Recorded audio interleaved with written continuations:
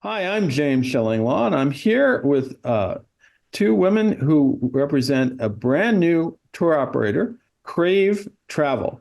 And I'm here with Sasha Vandenbosch and Ashley Crane, and we're going to talk to them about exactly what this company is, what it does, and how you can work with them. And you're going to find out about that on Insider Travel Report. Now, first of all, I want to say hello to both of you, Sasha, and raise your Hello. hand, Sasha, so we know who's who. And Hello, hello. and Ashley, how are you? Hi. There we go. So let's get right to it. What is Crave Travel, and what does it offer? And also, what's behind the name Crave? I know Crave. I want to Crave Travel. That's fairly obvious. But what is Crave Travel? Yes, well, I mean, you just said it right there too. Crave Travel is an immersive small group tour company that focuses on culinary adventures. We believe that food is the entryway into a culture. And when you hear the word crave, you will think of food because you crave food, but you also crave connection, Right. you crave authenticity, and you crave travel. Yeah, absolutely. So there is a food element there. And I Mhm. noticed it, and I looked on your website for that. And we all know love food. We were actually just talking about food before we started this. Now, when did the two of you first create the company, and what led you to it, and how did you guys meet? Ashley, how did this all happen? Yeah, Sasha is from Iowa. I'm from New York. So we actually met in Suzhou, China, and during a familiarization trip. As one does, right? Yes, Where yeah. else All can the you best meet? relationships are made on a fam, honestly. We met on a In film. China, yeah. Yeah, in China. We met on a fam trip hosted by the tourism board. This was pre-COVID. Right. So I was working in product development for a tour operator, and Sasha was working for in destination representation, and she was actually hosting the fam on behalf of Suzhou Tourism Board. Well, really? Yeah. And we became immediate friends on the trip. We clicked instantly. And since then, we've traveled the world together the following years after that. And then during COVID, our careers came to a halt. We knew we wanted to continue within the tourism industry. However, we wanted to approach it in a different way. Right. Being passionate travelers and foodies at heart, we really wanted to fulfill a dream of creating culinary adventures around the world with like-minded individuals. Yeah, We that's saw the great. opportunity, yeah, we saw the opportunity also during the time of COVID to really fill a gap, not only to change the mindset of the traveler, but influence a positive change within the industry and how it operates. So that kind of led us to take the leap of faith and create Crave Travel actually at the end of 2022. So it's So, still very, it was end of 2020. I had yeah, 2019, but so you did do it after the pandemic, or as yes, it was kind of coming to a close, right? yes. Yes, yeah. I think we also saw too the the requirement or the need for travel professionals for the younger generations. I know a lot of younger generations hadn't really been using travel professionals. And once you had to deal with your own cancellations and deal with everything during COVID, it thought I should really start using these professionals that know everything about the Right. business, can handle all the management, any cancellations, that sort of stuff. No, absolutely, and that is really important. So again, your background, Ashley, your background was in what? It was in the tour So product development, and yeah, so then I came from more of a tour operator background, but I started in sales and worked my way into product development. okay, and then Sasha, your background was in what? My background, yeah. So my background, most recent corporate job I had was being destination representation. So I had my clients were tourism boards all over the world, and then I also do currently have a FIT leisure travel company, so that I book just leisure travel for that. But Crave Travel is our baby, and that's kind of the bulk of what we're both trying to do here. Now let's look at that. What niche do you think Crave Travel fills, and what's its special sauce? What's there are a lot of tour operators out there, obviously, and there are a lot of Yeah. small tour operators. What's the unique product that you offer, and what are kind of the experiences you want to provide that may be a little different from other tour operators? No, of course. We really want to change the way that we travel. So at Crave, we focus on culinary adventures, and they're always to either off the beaten path destinations or mixed with more popular destinations, but during shoulder and off season. Mhm. So for Crave, we do have four key pillars that we incorporate into every one of our trips, which is culinary, culture, community, and conservation. Mhm. As food, like we said, is food is the entryway into a culture, but we want to ensure that our tours focus on food while also giving back to the local communities, Yep. making a conscious effort that we're traveling sustainably, that we're using local guides, that we're ensuring that the hotels we stay at are eco or sustainable friendly, and they're hiring local people. We want to just make sure that the money that tourism brings into a destination, it actually stays in the destination and it benefits the local people. Absolutely. And I know there are larger tour operators who are trying to do that as well that we all know about, but the fact that you're doing it is really great. Now, Yeah. Sorry, I now have one more what thing to yeah, add. If I was that's gonna say, I'm okay. yeah, okay. I have one more thing to add too that makes us a little bit unique in comparison to other tour companies. We actually, obviously, it's set departure dates with a set itinerary, but we don't schedule our groups from 8 a.m. to 10 p.m. We really pride ourselves on prioritizing free time and including leisure in all of our activities, all of our itineraries. With this, we offer, if we're not having a group lunch or dinner scheduled, we offer cash stipends in the local currency That's so great. that our customers can then have the freedom to explore on their own and immerse themselves within the destination like a local. Mhm. And as Sasha mentioned, we do we focus on traveling shoulder or off season to a Right. destination, not only for our customers being able to be the only tourist really in a destination, we're also helping with the locals and spreading the wealth within the economy and avoiding mass Sure. tourism. And so even if we're traveling to like an off the beaten path location, or we're incorporating a destination that may be more popular, we're still traveling on the off season. So it doesn't feel like we are there during the masses. No, that's great. And that has been the trend recently by a lot of different tour operators, but only recently that they've been focusing on that. And sounds like you started doing that. It's Now, really important to yeah, us. let's Yeah. talk about what are the destinations you offer? Because I looked down, you had sort of a eclectic mix of all kinds of different destinations. And how did you decide on those destinations? Sasha, tell me about that. Yeah, of course. So we currently have six destinations. Two of them are domestic long weekends. They just happen to be in both the Portlands. We didn't do it because we love the name Portland. We did it because we love Portland, Oregon for the Willamette Valley, for the beautiful wines that they produce. And it has such a vibrant culinary scene in the city. And that also is very true for Portland, Maine, with their seafood and their beer scene, and they're very sustainable. And that just kind of really fit with us. We also then have four international trips. Mexico City and Oaxaca is our Mexican trip. We chose that because we both love Mexico. And we really, whenever you see these food tour or like these food Netflix shows or all of that, Yeah. when they go to these certain places, you think, wow, that is really cool. Like we want to see this area and support areas that aren't as well known, as the coastal beach areas in Mexico. We're doing South Africa, which will be, Wow, that's going to be. yeah, well, and I have a background in Africa. Ashley and I, or after Sujo, she came on a fam to Durban and KwaZulu-Natal. So we're also going to that area. Most Americans don't know of that region. They tend to stick with the Kruger, the Timbavati, Sabi Sabi area. That's very popular.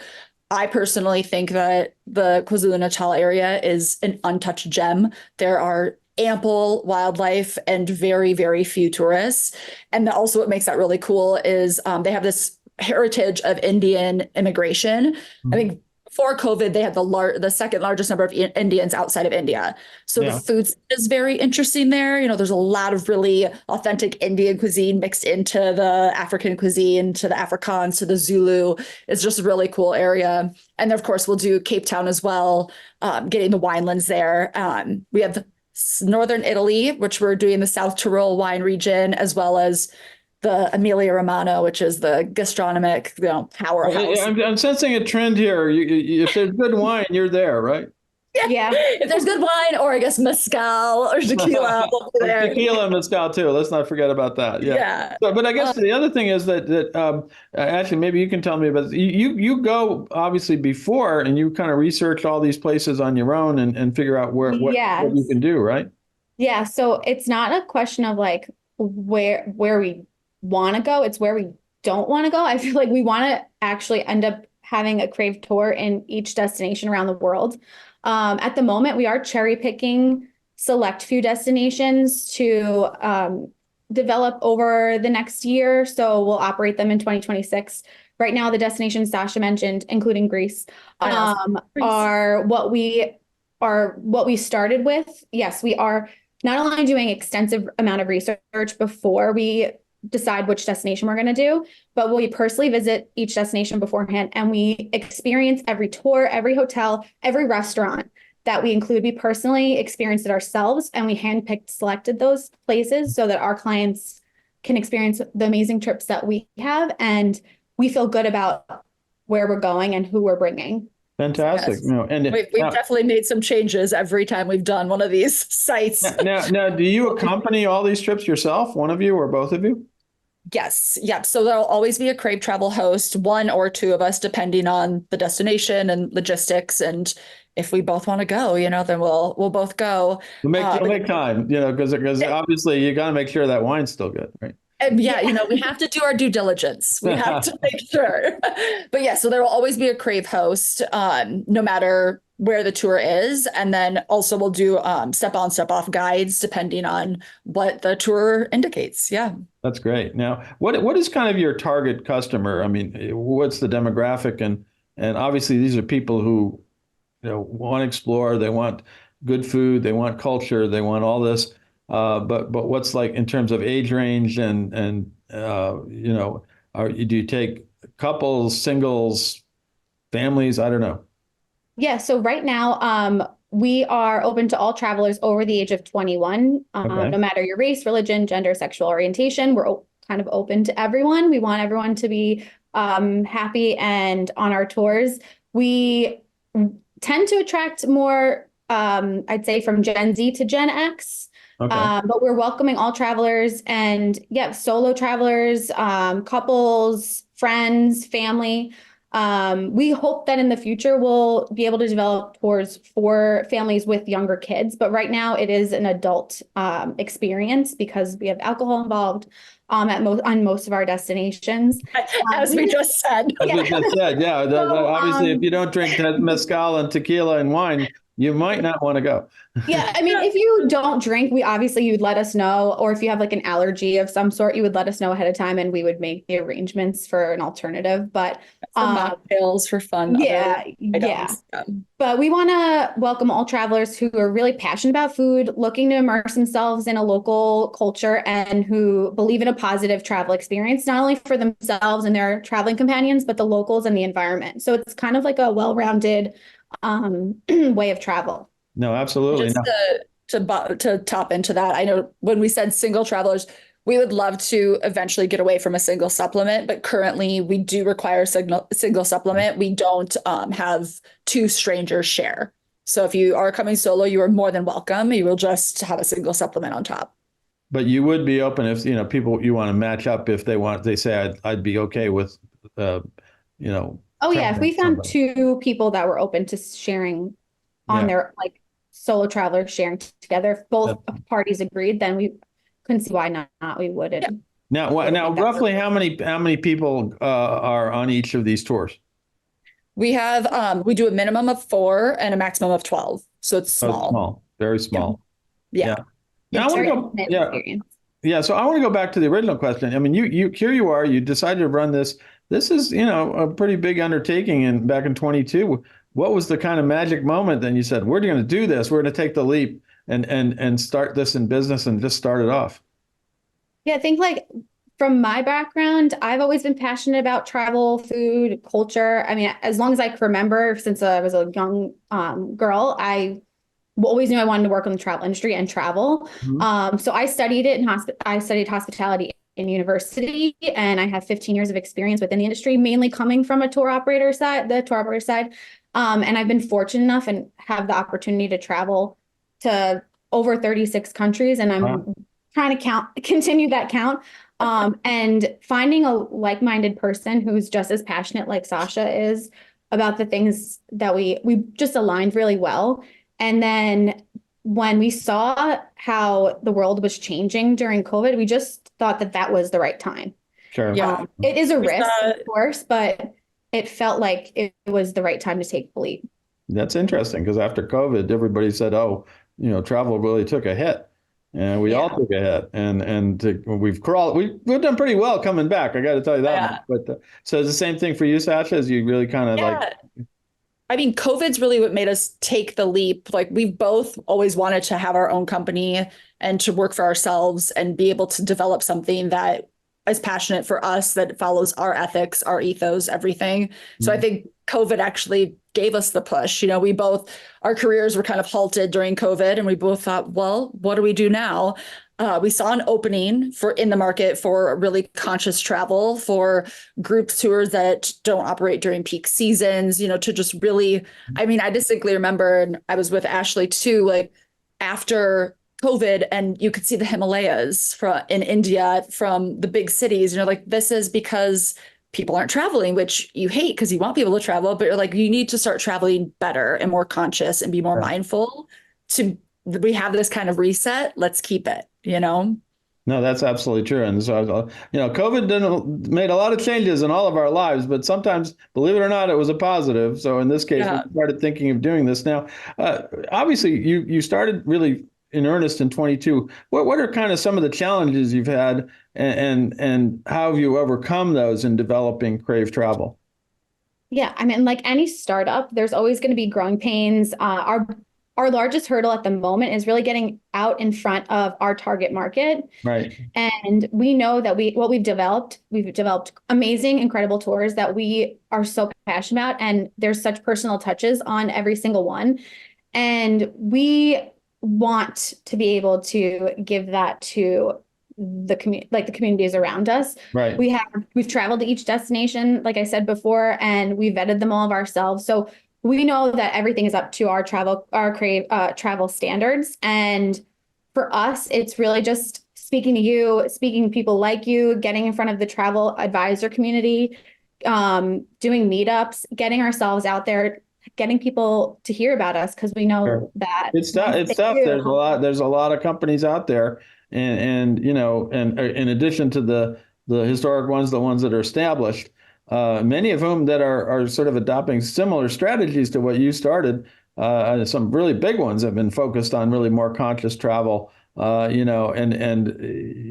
doing it with much smaller groups and to much more out of the way places. But I guess, Sasha, how are you marketing to travel advisors and to consumers? Our marketing, well, to consumers, it's really right now organic social media. In the next month, we're looking to do a little more paid marketing, kind of getting ourselves out there in front of the right leads. And as far as the travel advisor community, we're doing direct outreach to advisors, to host agencies, meeting up with beautiful people like yourself and Insider Travel Report, trying to make sure that people know about us and that they're aware that we work with travel advisors. We love travel advisors. We know that they're really the heartbeat of the industry, and we're happy to be able to partner with them and offer them commission as well. Absolutely. Now, Ashley, anything you want to tell our audience of 125,000 travel advisors out there about your company and why they should consider you for some of their clients that would work? Yeah, besides being an amazing culinary adventure tour that we're offering, and being mindful of who we're working with and having your clients to know where their money is going, is, I think, a really important aspect to consider. That they can find us on social media, they can look at our website, sign up for our newsletter. They can contact us directly if they want more information. We are more than happy to get on a call or help train staff about, what we're offering. We're really there to be a resource as well. Absolutely. Yeah. And Sasha, same thing. Yeah.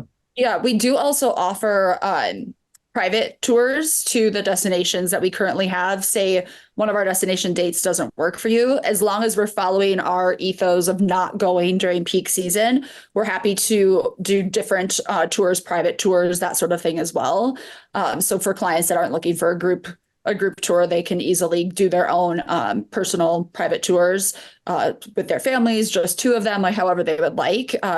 Probably needs to be a little more than two people, just because we do go on the trips to make sure that they run smoothly. But yeah, so if there ever are or departure dates that don't work and a client is really interested in going to the one destination that we picked, we can work around that and find another date that would work for them as well. So if I want to, cravetravel.org. yeah, if I want to go on a combo trip of both Portlands and make sure I have good wine and good lobster, you can figure that out, right? You can exactly. They'll just have to fly in between. We don't do flights, but everything else is included. Okay, and you started to tell us where can travel advisors go to get more information about Crave? Obviously, the URL. Tell us what that is. Yes, cravetravel.org. Our social media, Instagram is cravetravel_org. Same with TikTok and Facebook. They're all cravetravel_org. Fantastic. And anything else, Ashley, you want to say? We just want to thank them for listening and hope that we've inspired someone out there and hope that they are interested and want to reach out and work with us in the future. Fantastic. Well, I want to thank both of you for taking the time to tell us all about Crave Travel. A great project. I heard it from heard about it from a pretty high profile tour operator. We're not going to talk about it, but she was very interested in what you were doing, and she encouraged me to meet Sasha and find out all about this great company that you're starting out. So I'm very happy I did. And so for all of you out there, please get in touch with Ashley and Sasha and find out more about what they offer, because it sounds great. And it sounds like if you want a culinary, you want conservation, you want all these great things that are really the buzzwords these days, Crave Travel is going to fit the bill. Again, thank you so much. Thank you so much. I'm James Shillinglaw, and this is Insider Travel Report.